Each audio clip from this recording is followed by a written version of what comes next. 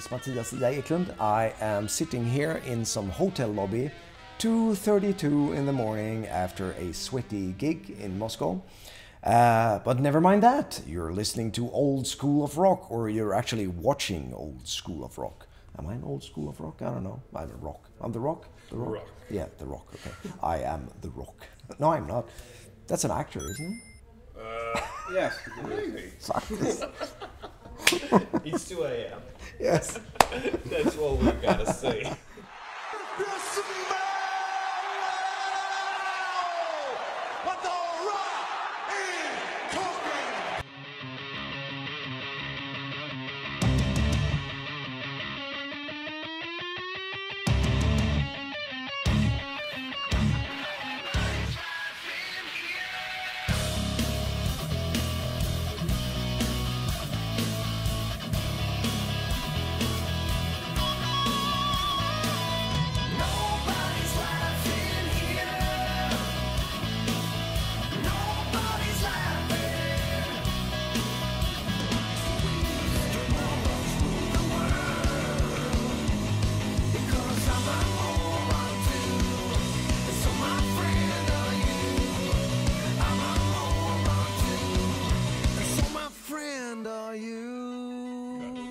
Okay, so as far as I remember, once you described your music as heavy pop, Latin, avant-garde, heavy music from hell, as far as I remember.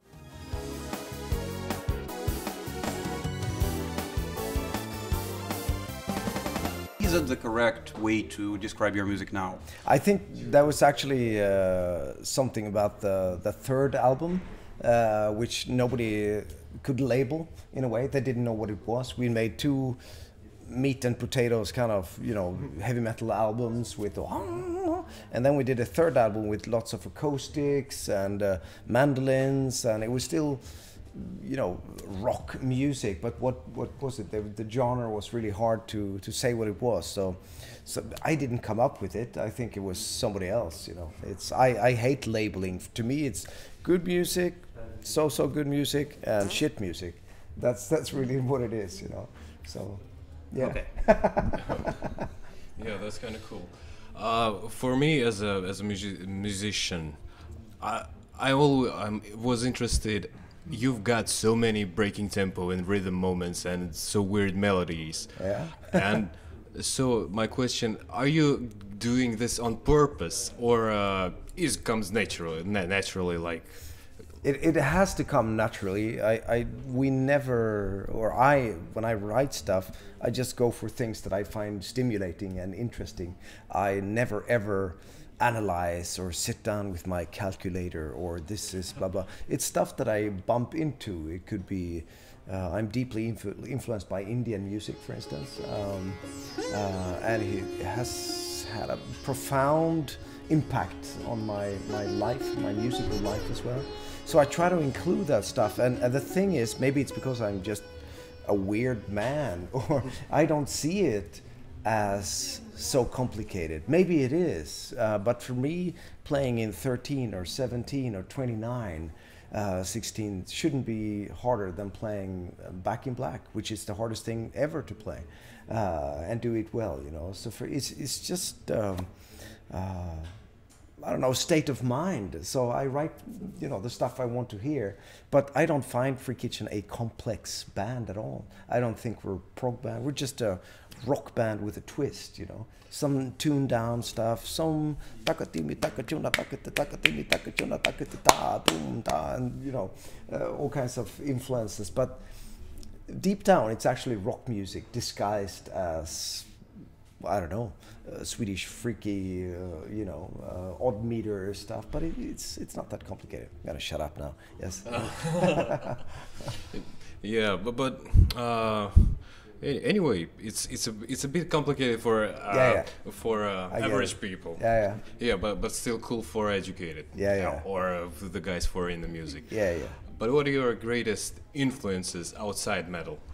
Well, the past, I'd say, 13, 14 years, it's been Carnatic music, South Indian music, As I said, it had a really, really big impact on my life, and there is no turning back. Once you get into this, you realize how little you know, and now that I don't really study it, I take it in and make it mine. So some of my Indian friends, they get, oh, Mattias, you took the beautiful morning raga and you twisted and turned it and it went to Sweden and got polluted, and then you did something really weird with it. But we like it. It's fine. It's okay. It's not like they're not snobby in a way that say you cannot use these combination of notes or this rhythm. Is like, fuck it, do it. So, yeah, because I will always be a medium fat Swedish person. I could never be Indian. I will never be an expert on Indian music, but I know more than most white folks do. And I still feel I've just been scratching the surface, the tip of the iceberg, and that's beautiful, to learn and to try new things and to walk where you haven't been before, and sometimes you fail and sometimes you succeed, and that's life, that's really what it is. After fail comes great flu. Yeah. Failure is don't be afraid of failure. We'll all fail in the end. We're gonna die eventually. So, but it's about having fun and trying stuff along the way, I should say. Yeah. Damn, I'm deep. You are. I'm deep. Yes. Everything on quotes. Yeah. Okay, but can we get back to old days Sweden, Gothenburg, like maybe 70s, 80s? What were big bands for you at the time and for the town and everything like that? Jesus, I'm really bad. Even today, I get surprised. Oh, are they from Gothenburg? Really? I don't know, because I live in the countryside, and I kind of isolate myself from all the white noise going on, and I don't really look on YouTube. I never use Spotify, for instance. So I isolate myself and try to refine myself and my music and time, and take whatever things I've experienced up until now and boil it down to my music. I don't say that it's a bad thing. Sometimes I bless today's technique. You can just, post and you reach 100,000 people. Fine, that's okay, but not all the time. And watching YouTube videos and stuff is just making me depressed. I look it up if there's something I don't know. I need to, what's this Photoshop skill that I need to know? Then I look it up, but then I turn it down. And every time I work on a song, I tell myself, and of course it's a big fat lie, but it doesn't matter. I tell myself, this is the shit. This is it. This is the best song ever written. Screw Simon and Garfunkel's melodies or this and that. I am the demon of rock. I am the demon of rock. I am the goddess of, well, not goddess, I'm the, I am the goddess in my, sorry, it's 2 a.m, man. So I am the goddess, yes. I tell myself, never mind. So, but the thing is, it's good to boost yourself and believe that, and then it turns into a pile of shit, but it's okay, it's all right, So what was the question again? Goddess, yes. So yeah, we missed that. Yeah, Gothenburg. So yeah, sorry about that. So my knowledge is very limited. We started out lots of the bands at the same time.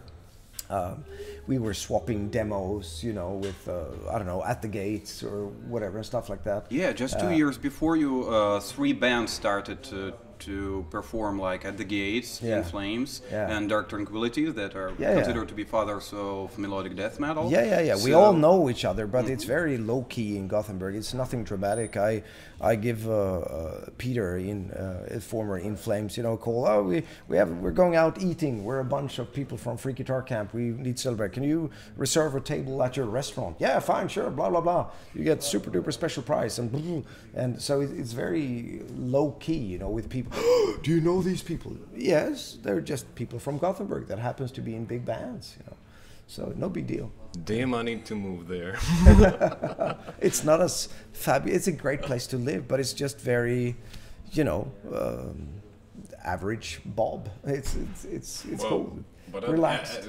Atmosphere. Like if you've got like such friends and like an atmosphere, like you have inspiration from even talking to like with your friends and also as a musician and Yeah. so. But it's nothing dramatic. I don't. If I bump into, or some guy from In Flames comes over to my house and we have coffee and we're riffing out and oh bloody hell, I'm stuck in the pentatonic swamp and help me out. Yeah, fine. And then I see the guy playing for 20,000 people, and yeah, so you know, it's very Swedish way of thinking. You know, oh good God, you know. So yeah, we're Swedish people. We're Everybody's equal. Yeah, fuck it. It's no big deal. It's nothing to get super excited about. It's just us. You know, we grew up together. That's one of the coolest thing I've ever heard, actually. Yeah. So, my question is about the music industry. So, Yes. Adapt or die, like in one from your previous interview. Yes. So, how did you adapt? I adapt every day, I think. And by adapting doesn't mean you bend over and take a lot of shit. You know, it's about actually finding ways to get your music heard and in today's climate. And I think musicians are complaining people. They just whine, especially of my generation. They sit home and complain, oh, it was better before and the CDs do not sell and all that stuff. And yes, but the kids don't know what a CD is. They don't know what an album is. They like this and that song and they make playlists of doom, whatever, and so on. So fine, you know, more people listen to what I do now and Free Kitchen is doing than ever before. And why would I complain? And I get paid for it because I own the rights, you know. So adapt or die. That's really what it is, you know. Find new ways. And I have a great guy in Denmark. He's a good friend. We've been working together for 30 years. And he's protecting me, and he is very clever, and he finds ways. So listen, we got to look up this. And there's something, for instance, on YouTube that we do not like. In an hour, it's gone. It's just, oh, I'll take care of it, you know, get rid of it, to make sure we protect our rights and so on. But we're not pompous assholes, you know. We want people to listen to it. That's what you do in the end, you know. Making money from it is great too, and we do. So I'm not complaining. There's absolutely no problem surviving in showbiz today. You just got to work hard. You got to do it, play it like you mean it, do well, and don't look for quick attention. Hang in there, and good things will happen. And protect your rights, of course. You know, if you sign some Bullock's piece of paper on Chicken Brain Records for 49 years, you know, and say, yes, take everything, you know. Oh, I just want the record contract, you know. Then you're fucked. That's how it is. But if you don't, then you're fine. You know, Google Play, iTunes, Spotify, even, you know, it actually pays off. So Get a good lawyer. no, well, just know what you're signing. Or I have signed very few papers in my life. Even with Caparison, they make my signature guitar and Laney amplification. We never signed anything.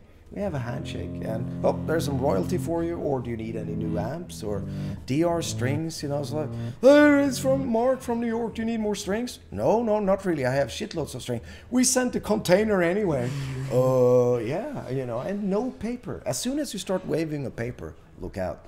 You know, certain things needs to be signed, of course. I'm getting very legal here, but that's usually, it's cool people. It's, yes, I trust you.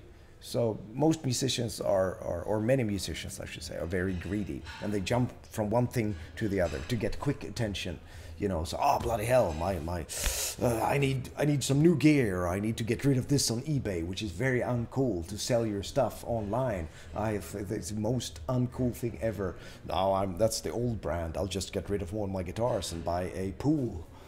It's people do that, and as I've said many times, but I still think it's true, is that nobody looks good with a brown lipstick.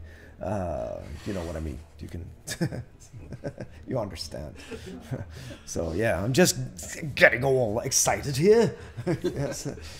Okay, well, if industry's way is to move forward always, to find new ways, then maybe the musical way, especially in rock nowadays, can be a bit different. So I'll explain. Like bands like Ghost or maybe Greta Van Fleet or some other popular bands of nowadays take a really lot from the old days. Yeah. So what do you think about that? Do you think that's the path to the future?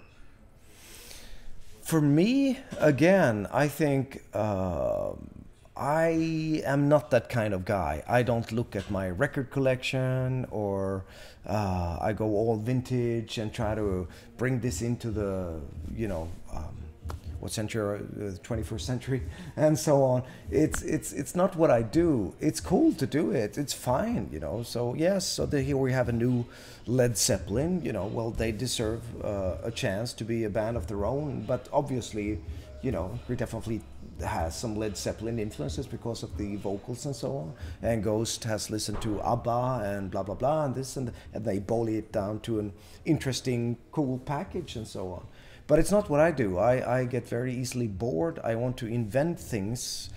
To me, the ultimate thrill is still to go into my studio, pick up my guitar or my ukulele or my balalaika. I'm in Moscow.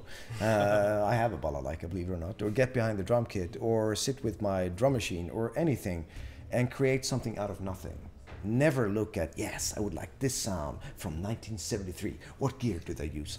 This is not me. I want to, sometimes the stuff I do is really crappy things. And some things are, fucking hell, I've never heard anything like this. Whoa, did I do this? It's almost as a scary vibe. It's like, did I do this? I created this monster. Better turn it off. I'll take a walk. Did I do this? Oh, bloody, I'm a nice person. How can I create this weird music? And for me, that's the ultimate kick. So I have no interest whatsoever. Of course, I'm influenced and life, and childhood and teenage years. And I've listened to everything that everybody else listened to left and right. I grew up with, I love AC/DC to this very day. It makes me so happy that the guys are back together in a secret Canadian studio, I think, somewhere, patching up Malcolm's old guitar and stuff like that. It makes me too happy, really. I care too much about AC/DC. And so that's how it is. So that's because it, comes back to when I was a kid and so on. And I grew up with AC/DC, and I bought my first AC/DC album when I was 6 years old. Oh. But for me, that's what it is. I want to create new things. So what was the question again? Yes, no, well, everything is okay. As long as it turns into good music. I have not listened a lot to either Ghost or Mrs. Greta, so I shouldn't say, but they're doing well and they're doing their thing, and they probably know their history of rock music. I do not. I listen to AC/DC, AC/DC, AC/DC, Kiss, Kiss, Kiss, Kiss, Kiss, Frank Zappa, Django Reinhardt, Miles Davis, Slayer, and so that's I have a strange musical taste. To me, it's good music or shit music. And then Skrillex. Okay, but I wanted to talk a bit about Swedish bands. So we write about music, write a lot, and I think 60% of music we write about is actually Swedish. And you're the second person we talk to in the show, and the first was also Swedish. It was the band Crazy Leaks. So why do you think Sweden of all places makes so much good rock music nowadays? I don't really have a simple answer for it. The funny answer is, it's cold and we have nothing to do and it's a boring country. We stay inside. Hey, it's cold in Moscow as well. It's the same stuff. I think maybe it's sort of accepted in Sweden to be a musician, and we have cultural schools. You can play an instrument at a very early age. I am not sure if this is the deal. For me, it was not. Certainly not. I played the flute for one lesson. I hated it. I threw the flute away. I quit school when I was 16 and sat home with my Flying V, just riffing my brains out until my head started to smoke. So for me, it's not been that kind of. I've done the hard way in a way. I quit school and I moved to Copenhagen when I was 19. So there's no easy answer, but I think the Swede, takes seriously what he or she is doing. And there are so many good studios, producers, songwriting, and I mean, we're building a Mount Everest of sonic joy. So there's lots of opportunity and know-how in Sweden. You can do anything. And today, with today's technique, which is also funny and good, is to explore and see what you can do. I mean, you can rule the world with sitting on a I don't know, in a tree in northern Sweden with your laptop, and so on. And that's the beauty. It's also a risk if you don't know when to turn the laptop off and take a walk and cleanse your brain. You know, don't be online all the time, but use it, you know, as a benefit for your own stuff. I have no clue what I'm talking about. It's in the middle of the night, but hopefully it will make sense. We Maybe. just played Moscow. Yeah, sorry. Yeah, that's what the best answer ever. When I listen to your music, it's kind of I hear a lot of very weird techniques. Like you're playing on a guitar with something else than a pick or hands. Yeah. Yeah. So, well, what first came to your mind as from the different stuff that you try? Again, or maybe I didn't say that, but I try not to overanalyze. If it's weird to you, it may be perfectly normal to me. Yeah. You know. I mean weird in a good way. Yeah, like, I know. Yeah. I understand. I totally understand you. But for me, it's like I just get woohoo! This was great, and usually out of boredom, a lot of good things appear from out of nothing if you give yourself time. And I never ever put on the sort of mad cap or mad scientist haircut and just say, oh, what shall I do today that is weird and so on, or crazy. I just do it, and then afterwards I realized that was strange. Yeah, well, fine, but it turned into music. And the stuff that I do, like playing with a comb or a dildo or recording a malfunctioning printer or chopsticks or whatever, you know, I do it for the benefit of the music, because the stuff, those whatever things that the sounds those whatever devices create cannot be made by anything else. You know, chopsticks are perfect for bouncing strings, bouncing on strings if they're in plastic, and the comb was just, I had nothing to do in a Spanish hotel room, and I had my luggage was lost, so I just started to comb the strings with the Air France comb. And wow, what is this? This is great. Let's write a song. And then afterwards, he's using a comb, and that's great. But I don't do it to get some quick attention. I do it to write music, and sometimes it's unorthodox and out there. Sometimes it's meat and potatoes kind of rock music. To me, at least, I don't really see myself as a super strange or spectacular different guy. I just do what I do, and maybe if I look in the rear mirror, it's like, that was strange, what made me do this? But don't think about it, just do it, and it's okay to fail, it's okay to succeed. Anyway, it's more kind of a succeed when you even try it. Yeah, true, yeah, trying it. Don't be afraid to try. Don't sit home with your tablet, your books, and play the same stuff all the time, and I know every song in this band's catalog. So it's already been recorded. Do something else. Learn how to play it backwards, you know, whatever. And maybe something original might pop up. Maybe. Yeah. I was listening another day your newest album. The first. What a good album. Yes. Yeah, it's damn good.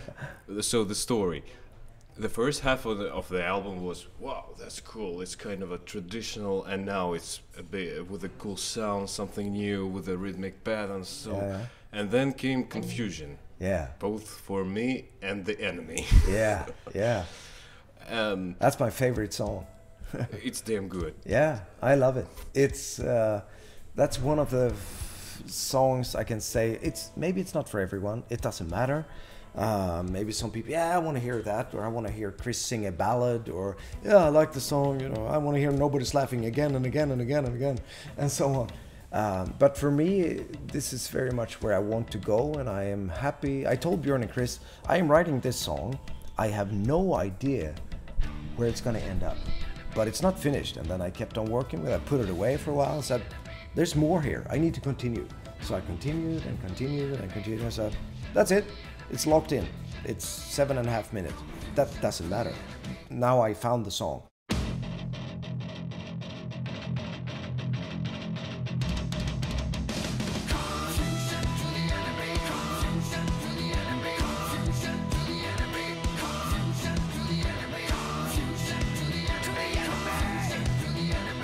found the essence of the song, the nature of the song. Now we can add drums and stuff. So, and that song, to me, creating music is about creating a vibe for myself. And I'm not sure what the vibe is of Confusion to the Enemy, but it's giving me a vibe with this aggressive riff and Hindustani tonality, together with some really primitive pentatonic tonality. It's actually a shuffle,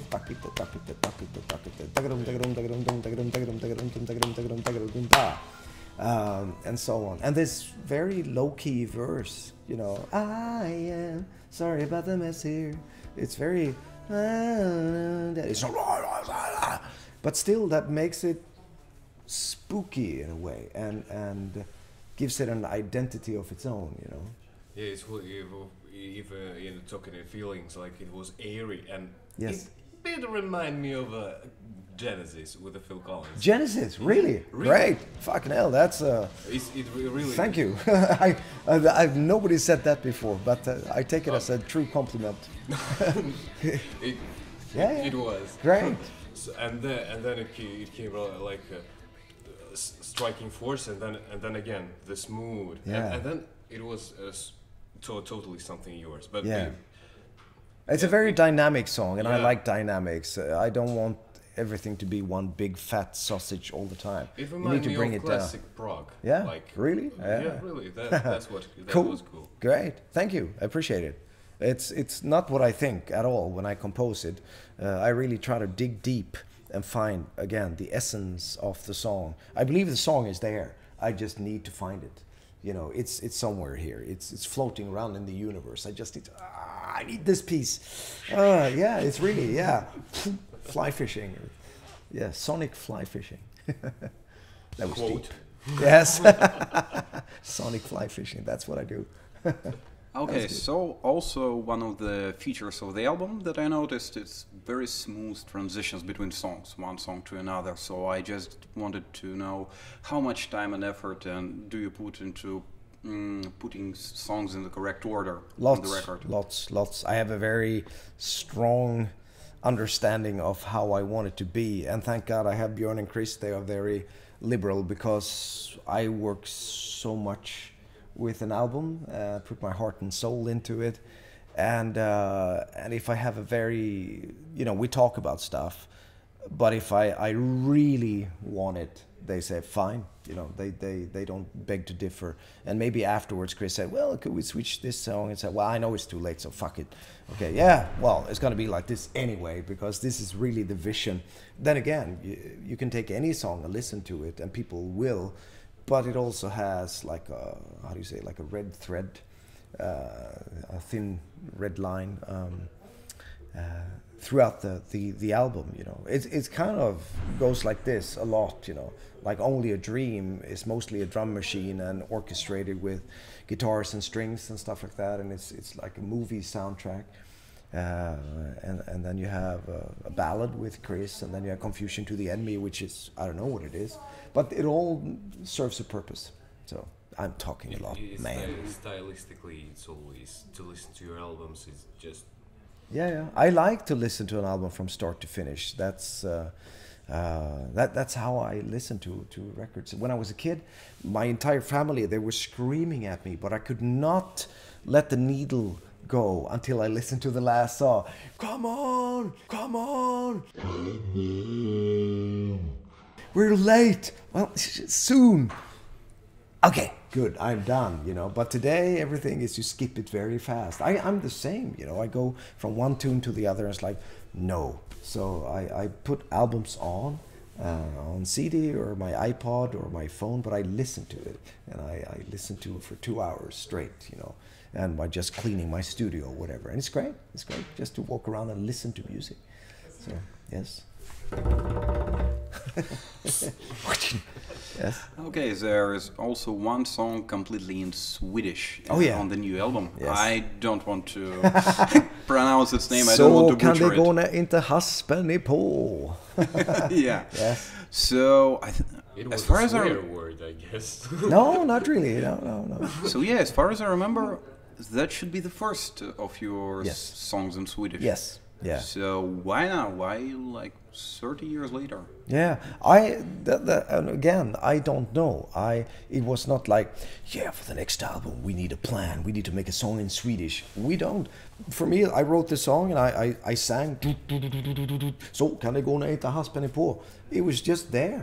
It had to be in Swedish. It's not any master plan or anything like that. It's just this song is in Swedish. It is. Maybe I took it from some out of the planet, and it was still in Swedish, you know. It sounds cosmic, but really, it was meant to be in Swedish, and it feels perfectly natural for me to sing in Swedish. Maybe 2 years ago it wouldn't; it would have been awkward. But this one was important that it was in Swedish. So you can rehearse this. Så kan det gå när inte haspen är på. Så kan det gå när inte haspen är på. Så kan det gå när inte haspen är på.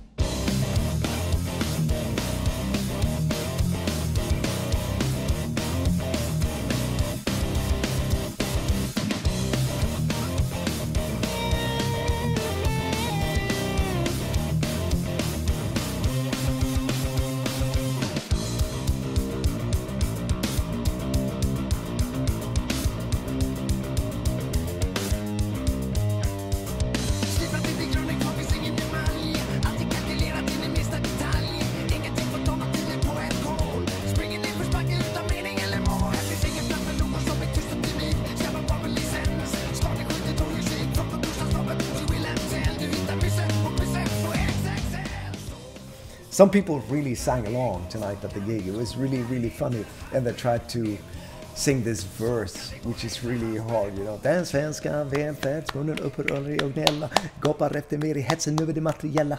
And so, oh, what the hell? I would love to hear that up close, the Russian accent, trying to sing mumbo jumbo Swedish. So We will try next time. yeah, try, very good.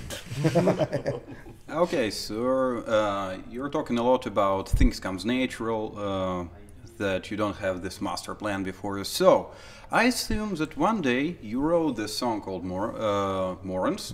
You decided to make a video, and at some point you decided to put spermatozoids into the the movie. Yes. So I edit the movies, and I said, I just need something else here, some different element, and I'm a member of all these different, the Pond5 and the archive.org and everything, and I search high-low. I need old sperm. Where can you get old sperm? Sperm from the 70s. I don't want new sperms, I want old sperms. And sperms, all these little sperms can be morons too. So it has kind of a super duper deep symbolism involved. But I just felt it was the right thing to do. And it gave it a little bit of texture, because obviously we shot a lot of videos in just a weekend. And sometimes when you do video and you combine music and visuals, I should say, you ruin the music or you ruin the visuals. The visuals are supposed to enhance the music. So when you listen to the song, you see the video and you get even more, woo, jolly, yes. Some videos do not. I think they really fuck up the song. We've had some videos like that I regret. It's like, why did I let anyone else edit this? I need the vibe for me, because a lot of people, especially photographers, they look at good photography. They don't listen to the song. They film the drummer when it's a guitar solo, or they miss the drum fill because this is great pan over the bass player's beard or whatever, So, and I don't go for that. I go for the song to enhance the music. And so, can you give us an example of a music video that was great photography but ruined sense of it, ruining the meaning of it? Yeah, maybe not, because then maybe the people who did it might get offended. Well, in your own opinion, of course. Yeah, but still, I'm thinking about our own videos, but I've seen lots of other videos as well, and that was not so good. But I'm picky about naming names, but well, it's different for everyone. Maybe if I name a video, say, well, what are you saying, stupid Swedish idiot? This was the best video. This video made my life happy, So, but just for me, it's like, it's all wrong. It doesn't have any good pacing, because editing video is like making music. You have to edit with a certain, sometimes you have to speed it up, sometimes you have to, you know, bring in some energy, sometimes cool down. It's composing as well. So yeah, I'd rather not. There are some videos I'm not happy with. And some I'm very happy with, like Freak of the Week, which is a dream come true to have that one done, you know, with Juanjo Guarnido and Fortish team and everything. It's beyond good. So I love that. So once in a lifetime.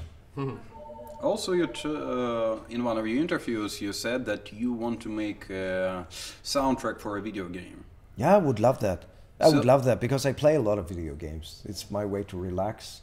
Watch movies, read books, and play video games. I even go to DreamHack and game like a moron for 4 days straight, and I love it. And even a middle-aged man can give the kids a good spank every once in a while. It's like, well, fuck you, I am playing of the game. There's still some weird, you know, irrational movement in the old man. So I like that. I play video games every day, actually, and I watch movies every day. Me and my wife, I have an 11-year-old son. He's a gamer. He's, you know, online gaming with Fortnite and Overwatch and so on. And I suck at Fortnite. I lost interest after a while. I was good at it for a while, and then I lost interest. I still like Overwatch, and I play Doom. I love Doom. Portal 2, Portal 1. I love those old games. I can still go back to old, you know, Hexen and 90s kind of game and just thrive. I love it. I love it. I relax. I cleanse my brain. So every night I light a fire. I have a lovely big TV screen, and I have a Nintendo Switch. I do a little bit of Tetris. I have PS4. I have an Xbox One, a PS3 if I want to go old school and so on. I just kick back and play a little bit. Then the wife comes up and says, "You watch anything?" "Yeah, let's continue with Blacklist with James Spader. Eat some popcorn, go to bed." I don't work in the evenings ever. I never understood bands who spend the entire night recording and everything. I'm not like that. I'm a day kind of guy. I wake up in the morning, take my son to school, eat breakfast with the wife, let the dogs out and in the garden. We have a beautiful house in the Swedish woods, and my studio is it's actually connected to the house. I just take my cup of coffee and go in there and create strange music. And the best stuff I do is before lunch. After lunch, it's like, it was the other day I heard 3 o'clock is like, it's too early or too late to do anything. 3 o'clock is a shit hour, I think. I have the same thing. Coffee doesn't taste good anymore. It's not dinner time. Lunch is over. Creativity is going down. What do you do 3 o'clock? It's a meaningless hour. Take it out. Go straight from 2 to 4. That's my suggestion. The new Russian law. Okay. No, 23 hours in a day. Yes, yeah. And one extra. Or you should just have two 12 o'clocks, you know, double 12. Oh, 3. You have 2 already? Bloody hell, I'm an idiot. Yes, okay. What? Oh, I'm the goddess of rock. Okay, sorry. What is it now? 3 a.m.? Okay. Okay, so... And what would be the perfect video game for you to make a soundtrack for? Oh, yes, like, the question. Yeah. Like some AAA Call of Duty stuff, or maybe old school RTS like Command and Conquer, or anything else? Anything, I'd say. I would love to make big orchestrations. I would love to make really heavy riffing as well. I think I could do some badass stuff, actually. I'm thinking a lot about it, and if you look at my YouTube channel, there's even some Portal 2 inspired stuff. It's called Longing for GLaDOS, where I put myself in Portal 2.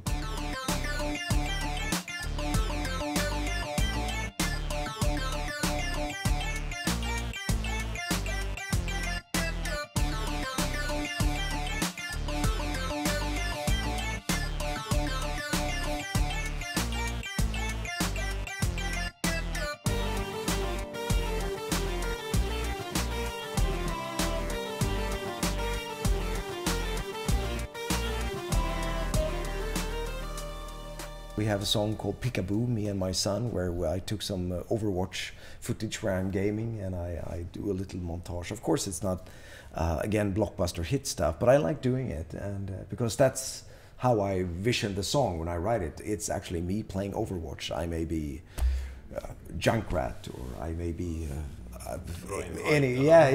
Reinhardt, or I don't know, Roadhog. So I like that. I'm Roadhog. Yes. Okay, and what are your favorite video game soundtracks?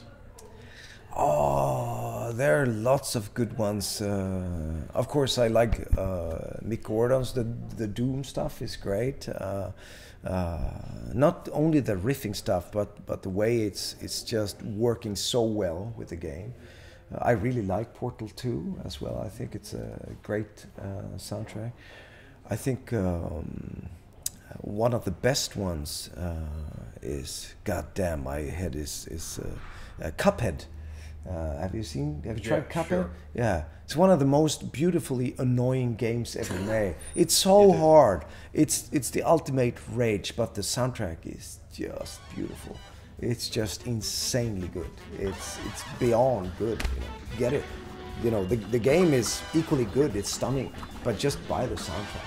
Yeah, it's perfect amazing. combination of Yes. soundtrack and visuals. Yes. They did a lot of work.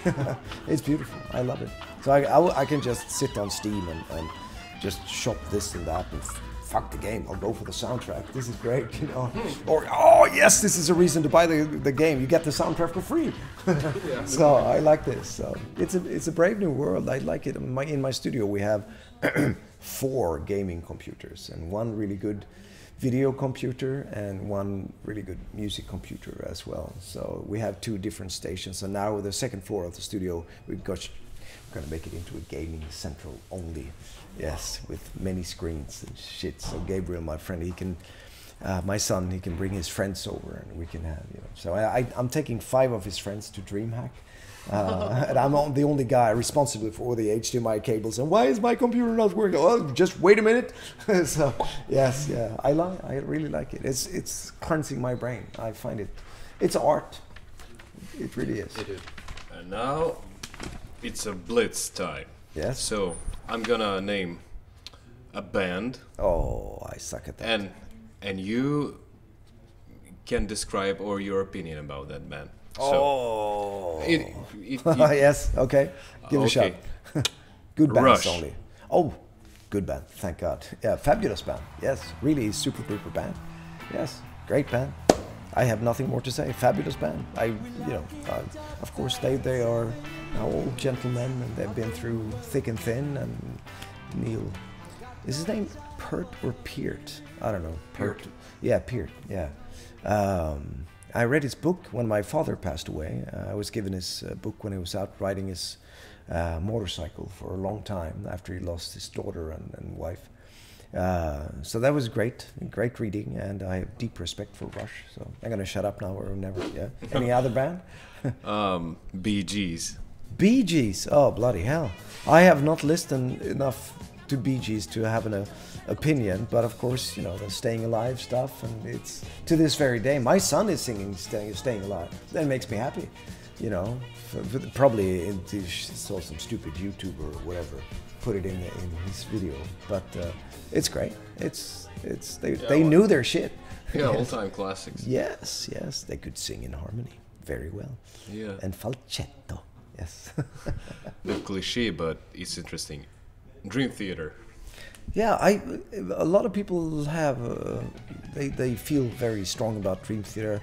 I don't own a single Dream Theater record, and I don't mean that in a weird way. It's just I never got the bug. I respect the band, and they're obviously fabulous musicians, but I'm not a prog guy. I am really not. I don't know anything about the prog world.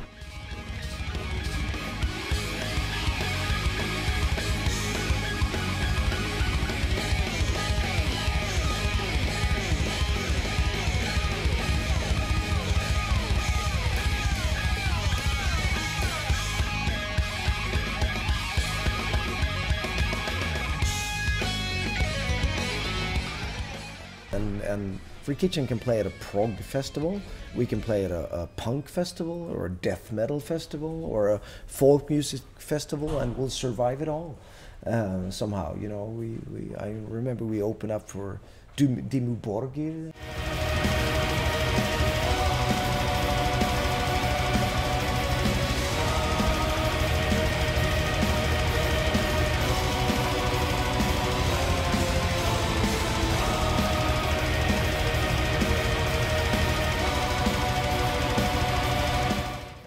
It was fine. I think we were twice as loud and noisy and messy and chaotic, and but I really don't know much about Dream Theater.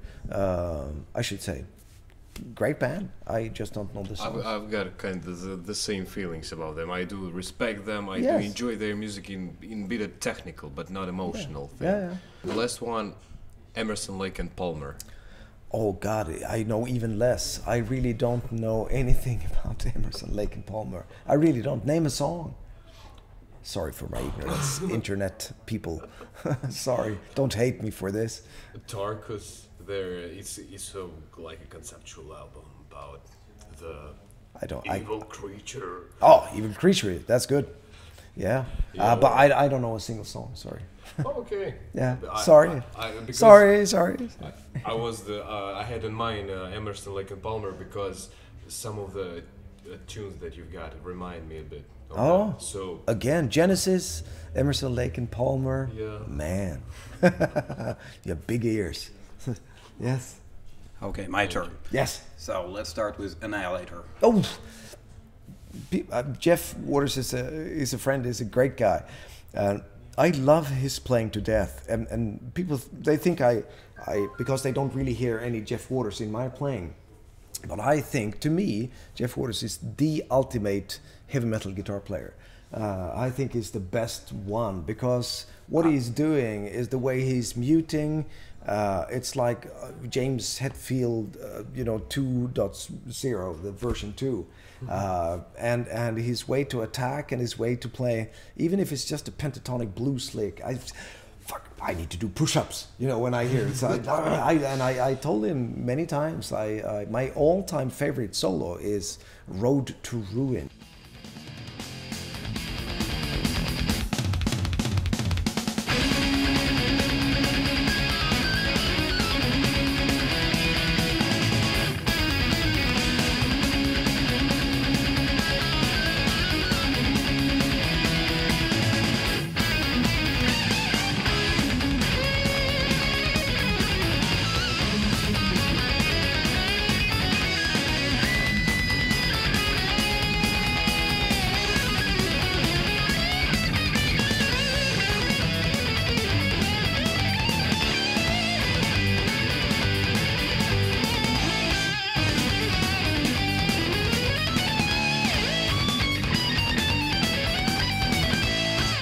Good old 80s, second album.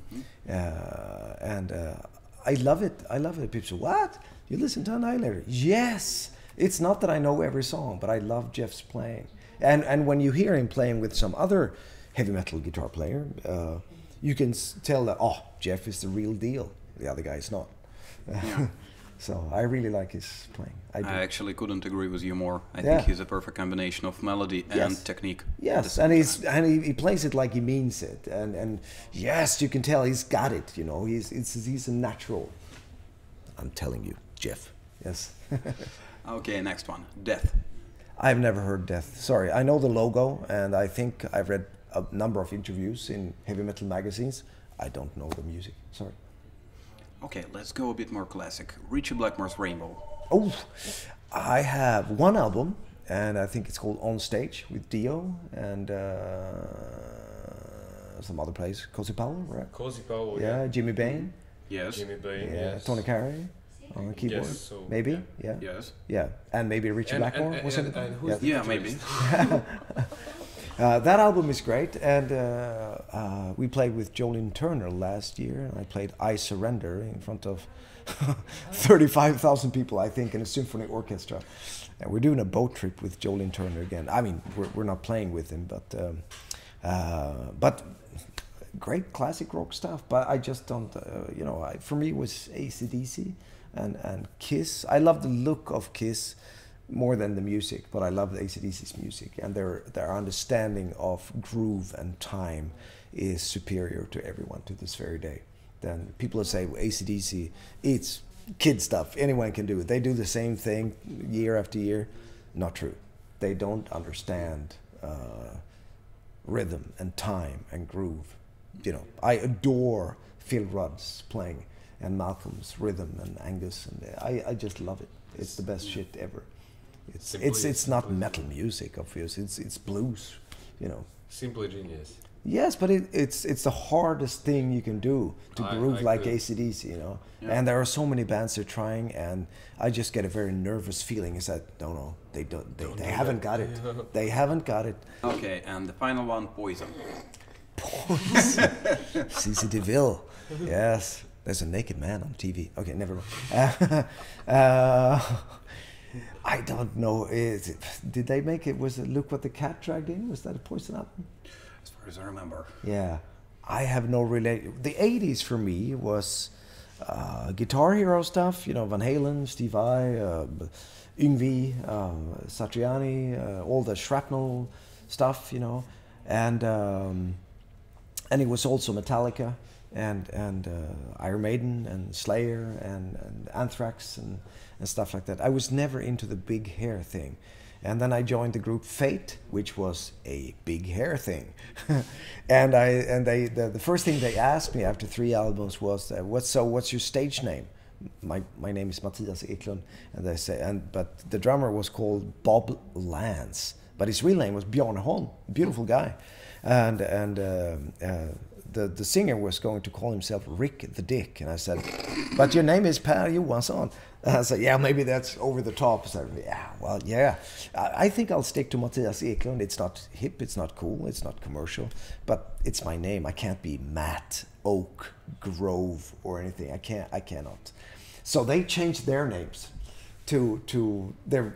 After 3 albums, they changed their names to their actual names. So I thought, I didn't tell them, they just did. Well, fuck this, it's silly to call yourself Bob when your name is Bjarne. And it was great. So actually, it's more cruel when you've got a name that nobody in a whole other world. I think so. Nobody's called Mattias Ia Bernt Johannes Eklundh, which is my full name. It's a shit name, but it's my name. Excuse me, what? Mattias, and my nickname is Ia. And then my father was called Bernt, so I have that. And Johannes, I don't know where that came from. My son is called Gabriel Johannes from me. Gabriel Johannes, and then Eklundh. So Mattias Ia Bernt Johannes Eklundh. Cool. Not cool, but it is what it is. Okay, so that's about it. So Okay. if you have anything to say for your Russian fans, you can do it right Hello, now. Russian fans. Thank you for coming to the show. Oh, that one. Okay. Hello, Russian fans. Yes, it's like 3 in the morning, and I dead meat kind of Swedish guy. But I love you all. Thank you for coming to St. Petersburg. Thank you for coming to Moscow. We hope to be back if you want us back, and we have a beautiful time every time we're here. So stay freaky, stay crazy, and stay Russian, and have a good day. Thank you for watching. Good night.